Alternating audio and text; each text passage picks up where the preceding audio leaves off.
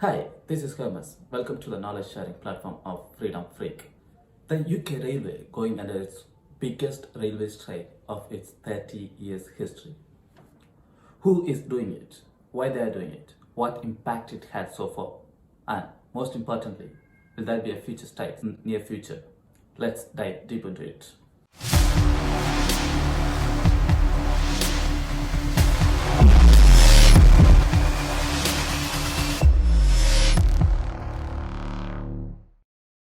Third day of industrial strike set to cause weekend disruption, with no trains running in some seaside towns such as Bournemouth, Blackpool, Margate, and so on. In the UK, people tend to have only a couple of months sunny days, and only those sunny days people can go and enjoy the seaside weather. Last year it was disrupted by the COVID, and this year it's being disrupted by the strike. By the way, who is doing the strike? The member of RMT, a short form for Rail, Maritime and Transport Union, are walking out for their 24-hour strike today, June 25th, Saturday, in a bitter dispute over jobs and pay. What impact it had so far?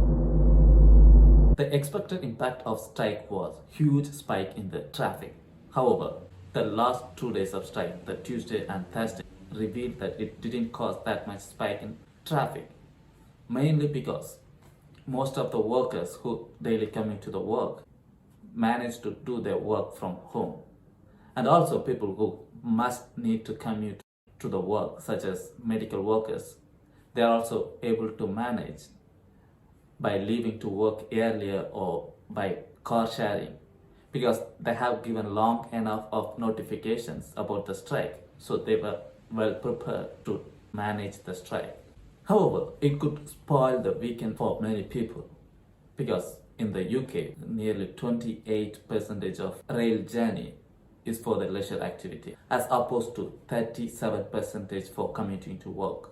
And also, many shopkeepers in the railway stations are so concerned about losing their income, because during this strike period, only a less number of trains running per day, so that therefore only less number of passengers, therefore only less number of customers to those people who have shops at the railway stations. Why is the strike happening? The reason for strike by RMT, which includes thousands of guiders, signalers to catering stops and cleaners, are mainly for the pay rise, job cuts and working condition. Workers refuse to accept 2 to 3% pay rise, which offered by the government, as inflation hit 40 years of record high 9% inflation rate, and also which forecasted to be 11% in coming months, the highest inflation rate in 40 years. Here is worth noting the fact that the most of the changes how the inflation has been calculated was introduced in the year of 1981. If those changes were made, the inflation rate would be much higher than this. Since the people in this country has a better understanding of inflation, they understand the fact that 3% pay raise, while the inflation rate forecasted to be around 11%, would make them poorer. So inflation is now 11.1% on the RPI scale. There's 2 years ahead of that where they've not had a pay deal. They are getting poorer. The simple math behind this is, while the cost of living goes up by around 11%, if you get pay rise only 3%, it would reduce your affordability by 7%. Basically, they can't afford the things which they used to afford even after getting the pay rise. However, the UK Prime Minister Boris Johnson said that the higher pay rise could cause wage price spiral. Wages continually chase the increase in prices, then we risk a wage price spiral. What is wage price spiral?